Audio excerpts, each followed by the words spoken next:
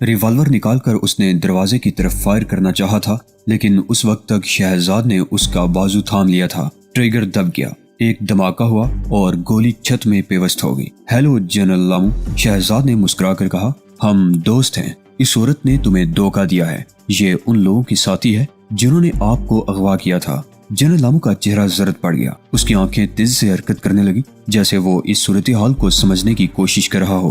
وہ ایک ذہین آدمی تھا، اس لیے فوراً سمجھ گیا کہ شہزاد کس غلط فہمی میں مبتلا ہے۔ اس کی آنکھیں تیزی سے سرخ ہونے لگی، غصے سے اس کا چہرہ بھی سرخ ہو گیا تھا۔ وہ اپنی بیوی کو گورنے لگا۔ کیا یہ دوست ہے؟ اس نے اپنی بیوی سے پوچھا۔ مسز لامو چند لمحوں تک تو پلکیں جھپکاتی رہی جیسے صورتحال اس کے فہم و ادراک سے بالا تر ہو۔ پھر جب معاملہ اس کی سمجھ میں آیا تو بہت دیر ہو چکی تھی۔ اس نے اپنے شوہر کی طرف دیکھا اور نفی میں سر ہلا کر چیخنے لگی، یہ جھوٹ ہے، یہ جھوٹ۔ اچانک کمرہ فائر کی آواز سے ایک بار پھر گونج اٹھا۔ شہزاد نے اس بار جنرل لامو کا ہاتھ تھامنے کی کوشش نہیں کی تھی، کیونکہ ریوالور کا رخ مسز لامو کی طرف تھا اور وہ اس وقت ایک تیر سے دو شکار کرنا چاہتا تھا۔ اس کا تیر نشانے پر بیٹھا، مسز لامو کی کھوپڑی گولی سے اڑ گئی، اس کا بے لباس خوبصورت جسم فرش پر گر گیا اور تڑپنے لگا۔ جنرل لامو نے ریوالور والا ہاتھ جھکا لیا، ریوالور کی نال سے اب بھی دھواں نکل رہا تھا۔ شہزاد اس کی اداکاری پر اشش کر اٹھا۔ جنرل لامو اس وقت بے لباس تھا، لیکن یوں ظاہر کر رہا تھا جیسے بیوی کی دھوکے بازی کے صدمے نے اسے اپنی برہنگی تک کے احساس سے بے نیاز کر دیا ہو۔ وہ اس وقت ایک ایسا شوہر دکھائی دے رہا تھا جسے اپنی بیوی سے بے پناہ محبت ہو، اور بیوی کی بے وفائی نے اس کے ہوش و حواس چھین لیے ہوں۔ اس کی انگلیوں کی گرفت ریوالور پر خود بخود ڈھیلی پڑنے لگی۔ ریوالور اس کے ہاتھ سے نکل کر گر گیا۔ اس نے میری شریک حیات ہو کر مجھے دھوکہ دیا، جنرل لامو نے رقص آمیز لہجے میں کہا اور سسکیاں بھرنے لگا۔ شہزاد نے اوشان کی طرف دیکھا۔ اوشان کا منہ مارے نفرت کے سکڑا ہوا تھا۔ میرا خیال ہے ہمیں چلنا چاہیے جنرل، شہزاد نے اس کے کندھے پر ہاتھ رکھتے ہوئے کہا۔ لامازی لینڈ اور جزیرہ فردوس کی حکومتوں میں آپ کی گمشدگی کے باعث خاصی بدمزگی پیدا ہو چکی ہے اور مہلت کا وقت بھی ختم ہونے والا ہے۔ جنرل لامو آہستہ آہستہ اٹھ کھڑا ہوا۔ اس نے نہایت آہستگی سے کپڑے پہنے اور ہر حرکت سے خود کو بے پناہ دل گرفتہ اور غمگین ظاہر کرتا رہا۔ صدر مملکت نے مسکرا کر اپنے مشیر خاص کی طرف دیکھا۔ ان کے چہروں سے بے پناہ خوشی ظاہر ہو رہی تھی۔ انہوں نے رپورٹ الگ رکھ دی اور ایک انگڑائی لے کر پرسکون لہجے میں بولے، بہت خوب، بہت خوب، میری توقع کے خلاف، میری سوچوں سے بہت زیادہ۔ میں آپ کا مطلب نہیں سمجھا جناب۔ صدر مملکت نے طمانینت سے مسکراتے ہوئے کہا، پولیس اور سیکرٹ سروس جس کام میں ناکام ہو گئی وہ کام ہو گیا۔ کیا جنرل لامو کا سراغ مل گیا ہے جناب؟ سراغ؟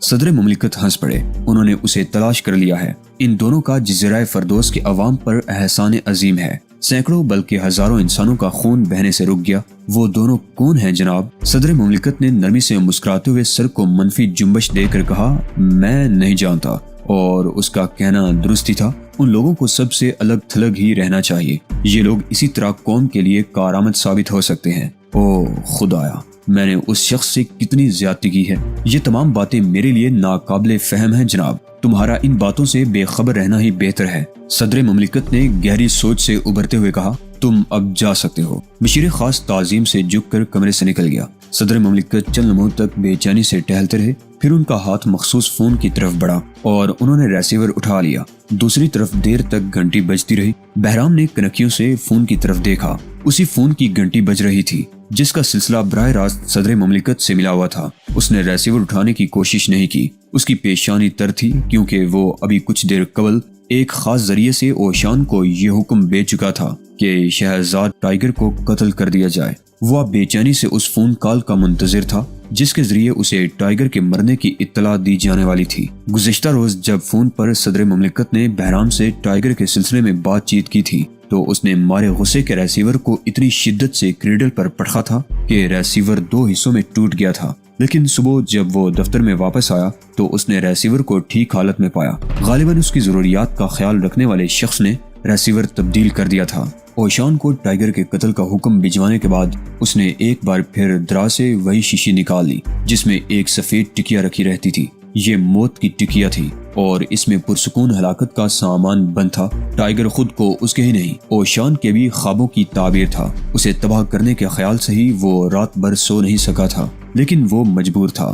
محبت فرض کی راہ میں حائل نہیں ہو سکتی تھی۔ اس نے گزشتہ روز فل کرافٹ کی تباہ کن شخصیت برونی کو حکم دیا تھا کہ شہزاد ٹائیگر کو ختم کر دیا جائے، لیکن وہ ناکام رہا تھا۔ اس کے تمام آدمی باری باری ٹائیگر کے ہاتھوں مارے گئے تھے۔ پھر اس نے حتمی حکم اوشان کو بھجوایا اور اسے اسی سلسلے میں انتظار تھا کہ اس فون کی گھنٹی بجنے لگی تھی جس کا تعلق صدر مملکت کے دفتر سے تھا۔ بہرام فون کی طرف دیکھتا رہا۔ گزشتہ 5 منٹ سے فون کی گھنٹی بج رہی تھی۔ اس نے ریسیور نہیں اٹھایا کیونکہ یہ بات اس کے علم میں تھی کہ صدر مملکت سے گفتگو کرنے کی اس میں اب مزید تاب نہیں ہے۔ اسے یہ اطلاع تو مل ہی گئی ہوگی کہ جنرل لامو کو ڈھونڈ نکالا گیا ہے اور اسے واپس لامازی لینڈ بھیجنے کی تیاریاں ہو رہی ہیں۔ شہزاد اور اوشان نے بروقت اسے تلاش کر کے جنگ کا خطرہ ٹال دیا تھا، بلکہ اب تو پھر سے دونوں ملکوں میں تعلقات خوشگوار ہونے کے امکانات روشن ہو گئے تھے۔ صدر مملکت کو یہ آخری رپورٹ خود بہرام ہی نے بھجوائی تھی اور وہ جانتا تھا کہ اس وقت صدر مملکت اسی سلسلے میں اس سے کوئی بات کرنا چاہتے ہوں گے۔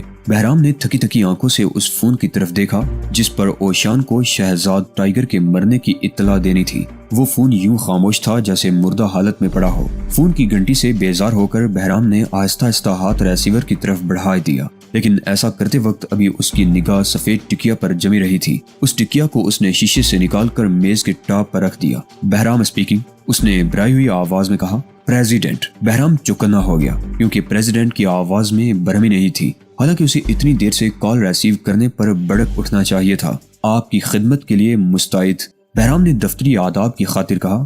فرمائیے، میں اب اور کیا کر سکتا ہوں؟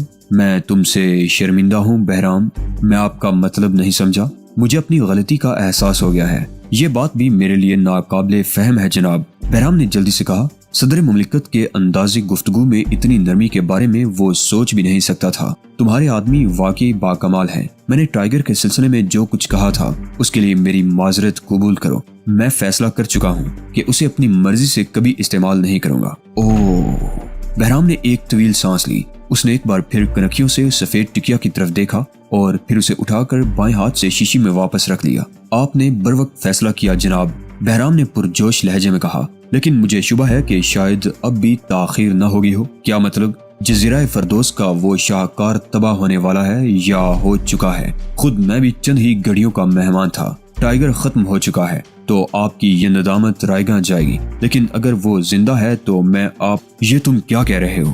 صدر مملکت کی آواز میں گھبراہٹ تھی۔ میں کافی دیر قبل شہزاد ٹائیگر کو ٹھکانے لگانے کا حکم دے چکا ہوں اور اب مجھے اس سلسلے کی حتمی کال ہی کا انتظار ہے۔ اسی لمحے فون کی گھنٹی بجنے لگی۔ 1 منٹ جناب، شاید اطلاع آ گئی ہے، بہرام نے جلدی سے کہا اور اس مخصوص فون کا ریسیور اٹھا لیا جس پر ٹائیگر کے مرنے کی اطلاع موصول ہونے کا انتظار کیا جا رہا تھا۔ کیا خبر ہے؟ بہرام نے جلدی سے پوچھا۔ اس کے انداز میں بے پناہ ہیجان تھا۔ اوشان نے انکار کر دیا ہے جناب، دوسری طرف سے کہا گیا۔ او خدایا، تیرا شکر ہے۔ کیا مطلب جناب؟ دوسری طرف سے بولنے والے کے لہجے میں حیرت تھی۔ کچھ نہیں، اوشان سے کہہ دو کہ ٹھیک ہے، ٹائیگر کو قتل کرنے کی ضرورت نہیں۔ بہرام جلدی جلدی بولنے لگا، اور یہ پیغام ابھی پہنچا دو، وہ دونوں تمہیں وہیں ملیں گے جہاں تم نے کچھ دیر قبل اوشان سے ملاقات کی تھی۔ اس نے ریسیور رکھ دیا اور دوسرے ریسیور کی طرف متوجہ ہو گیا۔ ٹائیگر محفوظ ہے جناب۔ او خدا کا شکر ہے۔ صدر مملکت کی پرسکون آواز سنائی دی۔ مسٹر بہرام، مجھے افسوس ہے کہ میں نے اپنی ذہنی پریشانیوں سے بوکھلا کر تمہارے ساتھ اچھا سلوک نہیں کیا۔ مجھے خوشی ہے کہ جزیرہ فردوس ایک عظیم نقصان سے محفوظ ہو گیا۔ بہرام کی آواز بھرا گئی۔ لیکن جناب، میری درخواست ہے کہ مستقبل میں اس شخص کو قتل کرنے کا کبھی حکم نہ دیجیے گا۔ کیا میں اسے اس عظیم کارنامے پر مبارکباد بھی نہیں دے سکتا؟ صدر مملکت کے لہجے میں حسرت کا عنصر تھا۔ نہیں جناب، یہ فل کرافٹ کے اصولوں میں شامل نہیں ہے۔ ویسے وہ خوش قسمت ہے کہ بال بال بچ گیا۔ سیکرٹ سروس کا جو ایجنٹ مسز لامو کا تعاقب کرنے پر مامور تھا، اس نے چند تصویریں اتاری ہیں۔ اس طرح ٹائیگر نامی یہ قومی قوت نظر میں آ گئی ہے۔ اس کی پرواہ نہ کیجیے جناب، بہرام نے بڑے فخر سے بتایا۔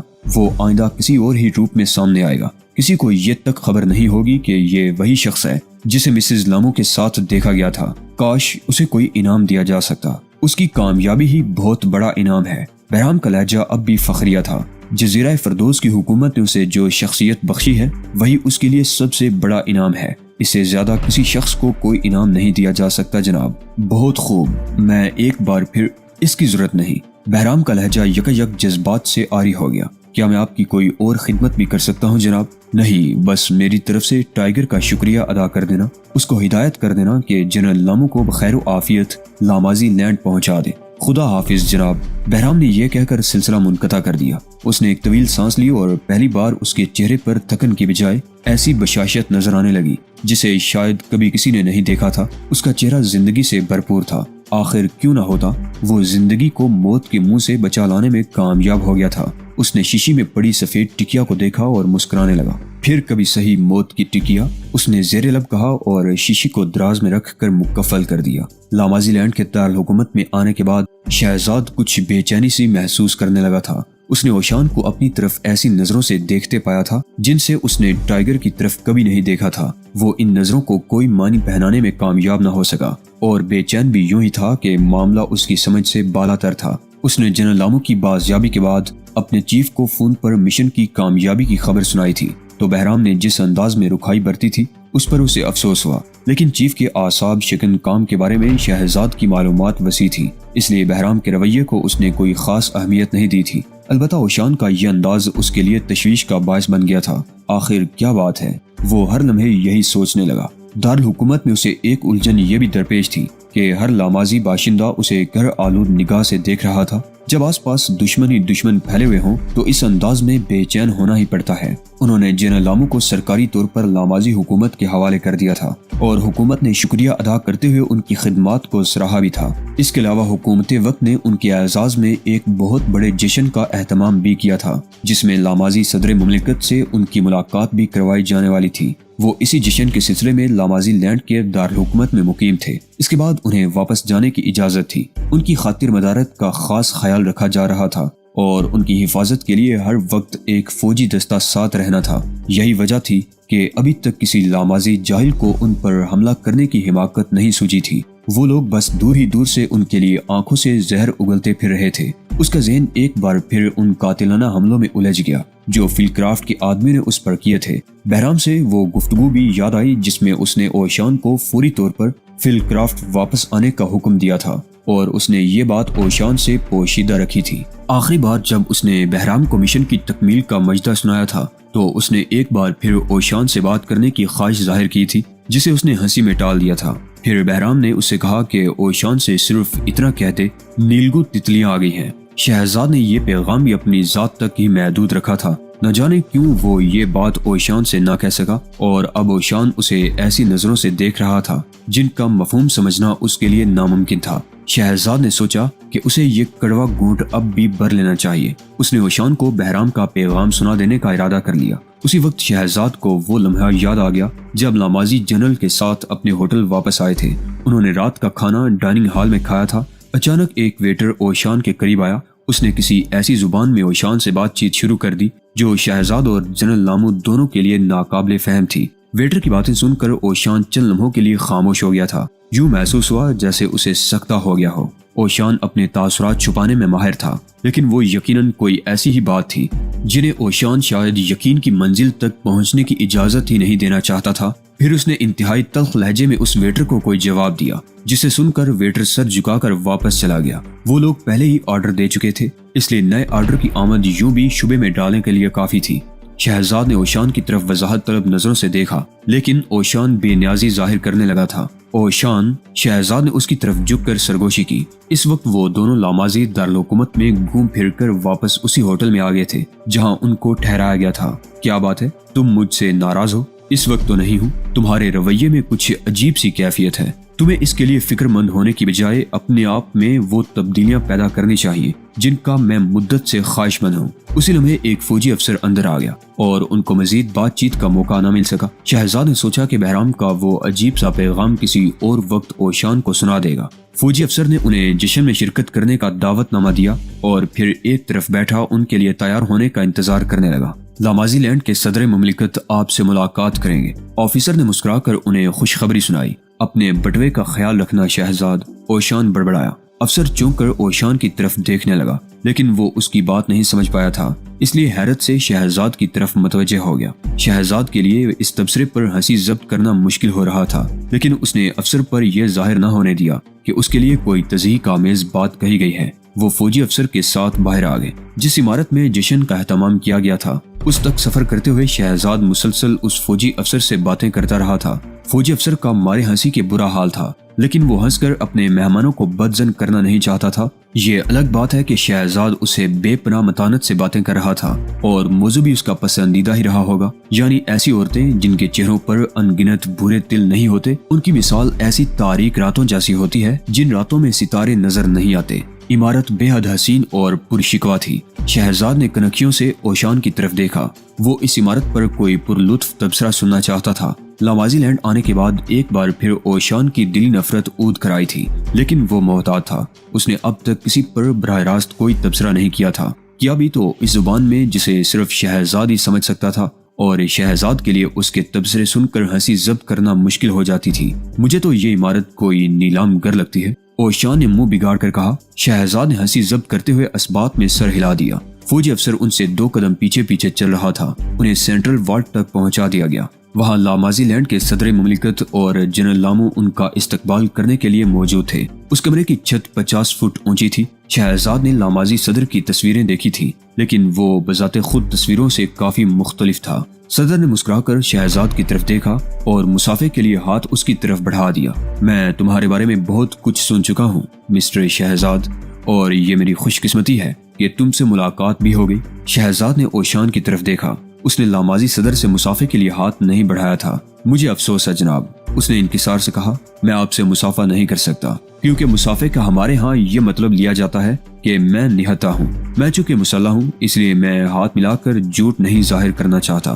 بہت خوب، لامازی صدر نے تعریفی لہجے میں کہا۔ اس کے انداز میں شاہانہ پن برقرار رہا، جیسے اسے اپنا ہاتھ مسترد کر دینے پر ذرا بھی ملال نہ ہو۔ وہ وقت اب زیادہ دور نہیں ہے نوجوان، جب ہر لامازی فردوسی سے ہاتھ ملایا کرے گا اور ہر فردوسی لامازی کا ہاتھ تھام لینے میں کوئی آر نہیں سمجھا کرے گا۔ ایسی صورت میں سچ کو برقرار رکھنے کے لیے ہمیں مسافہ نہیں کرنا چاہیے، شہزاد نے نرمی سے مسکرا کر کہا۔ لامازی صدر ہنس پڑا اور جنرل لامو کے ہونٹوں پر بھی مسکراہٹ نظر آنے لگی۔ اس وقت وہ اپنی یونیفارم میں تھا اور عمر سے کہیں کم کا نظر آ رہا تھا۔ صدر مملکت کی اجازت سے جنرل لامو نے کہا، میں اپنے معزز مہمانوں کو دلچسپ ترین مظاہرہ دکھانا چاہتا ہوں۔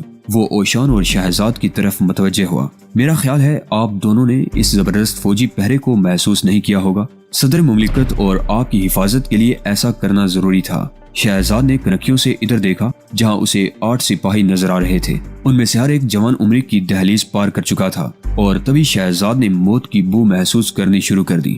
وہ 8 سپاہی مسلح تھے۔ ان کی رائفلوں کا رخ اوشان اور شہزاد کی طرف تھا۔ شہزاد نے صورتحال پر ایک طویل سانس لی اور خود کو پیش آنے والے حالات کا مقابلہ کرنے کے لیے تیار کر لیا۔ جنرل لامو نے اسبات میں سر ہلا دیا۔ اس کے انداز سے جو نرمی جھلک رہی تھی، اس میں بھی سختی کا عنصر جھلک رہا تھا۔ وہ آہستہ آہستہ کمرے کے وسط میں رکھے ہوئے کانچ کے ایک صندوق کی طرف بڑھنے لگا۔ شہزاد نے اس صندوق کی طرف دیکھا تو چونکے بغیر نہ رہ سکا۔ اس میں ایک تلوار رکھی ہوئی تھی۔ اس تلوار کے دستے پر ہیرے مزین تھے۔ ہیرے کانچ کے صندوق پر پڑنے والی روشنی کی وجہ سے کئی رنگ کی کرنیں منعکس کر رہے تھے۔ تلوار تیز دھار تھی اور اس کا بلیڈ بھی چمک رہا تھا۔